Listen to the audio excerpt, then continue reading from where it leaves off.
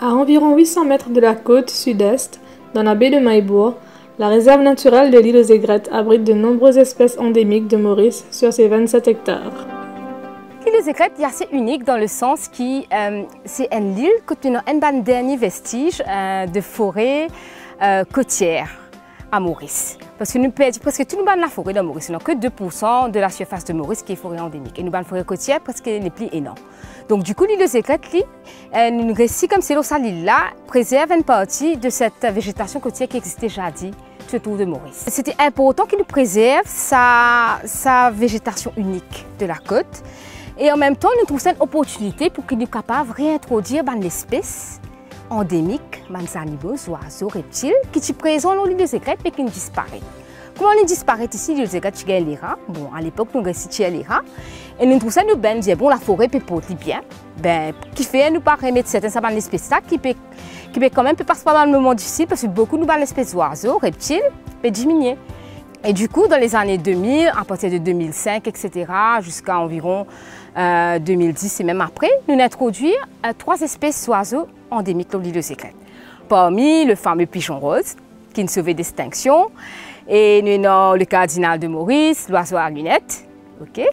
Et nous avons aussi réintroduit 2 espèces reptiles endémiques, ça veut dire le 5 de Telfer et le Gunter gecko. Nous, les scientifiques, nous avons fait beaucoup d'études avant pour guetter si pas qu'on peut réintroduire une espèce d'une place qui peut n'a aucune menace, qui peut faire que ça l'espèce pour disparaître là, qui peut atteindre, et aussi qu'il est capable et une place pour les se diser, pour les capable de gagner se manger, etc. Donc nous faisons une étude avant. Alors la chauve-souris qui est là, accrochée au plafond, si on peut dire, on l'appelle la roussette de Maurice ou le renard volant. Alors, elle est une des plus grosses chauves-souris qu'on peut trouver au monde. Donc elle est endémique. Elle joue un rôle très important dans la nature à Maurice ici. Elle disperse des graines. Parce que la pauvre chauve-souris de Maurice, malheureusement, il ne reste que 2% de nos forêts. Elle a besoin d'aller faire de grandes distances pour trouver à manger. Presque le tour de Maurice en un jour pour aller trouver à manger. Il ne reste que 2% de nos forêts primaires maintenant à Maurice.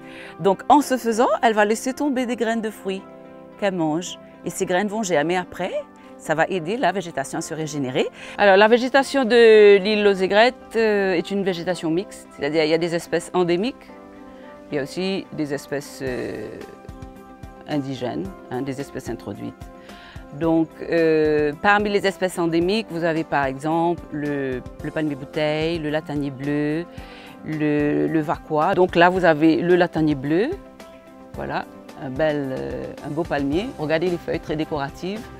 On s'en servait pour faire des toitures de maisons en bois à l'époque. Avec le tronc, on faisait des poteaux. Avec le cœur du palmier, qu'est-ce qu'on faisait? Du vin de palme, de l'alcool. C'est-à-dire qu'il fallait couper l'arbre, on obtient le cœur, on presse ce cœur, on a un jus. Et ce jus-là, il fermentait assez rapidement. Et les gens du pays s'en servaient comme un petit alcool, un petit rhum. Qu'ils appelaient à l'époque la raque. Le mot est resté dans le vocabulaire mauricien. Le mot, la raque. Alors, bienvenue à la pépinière. C'est le cœur, si on peut dire, de l'île aux Aigrettes. C'est ici qu'a commencé le reboisement de l'île. Les Anglais étaient là, la forêt était très dégradée quand ils étaient ici. Ils avaient coupé beaucoup d'arbres parce qu'ils avaient besoin d'espace pour mettre des bâtiments et tout. Alors c'est bon de savoir que l'île servait de base militaire à l'époque. Donc ici a commencé le reboisement. On produisait jusqu'à 30 à 40 000 plantes par an pour remettre sur l'île. Après avoir bien sûr enlevé la végétation envahissante qui a poussé après le départ des Anglais en 1968. Et nous, on a pris gestion de la réserve en 1985. Tout ça, le travail qu'il nous fait ici, là, nous pas fait tout seul à la Motion Wildlife Foundation. Nous avons un partenaire, local comme le National Parks and Conservation Service. Nous avons aussi un partenaire comme c'est externe, comme Durrell Wildlife Conservation Trust, Chester Zoo. C'est avec beaucoup de support, avec tous ces différents partenaires que nous réussissons à faire ce travail-là. Pour qu'ils ont dit l'île aux Aigrettes est un symbole de succès et que nous pouvons protéger l'espèce de plantes et animaux natifs et endémiques ici.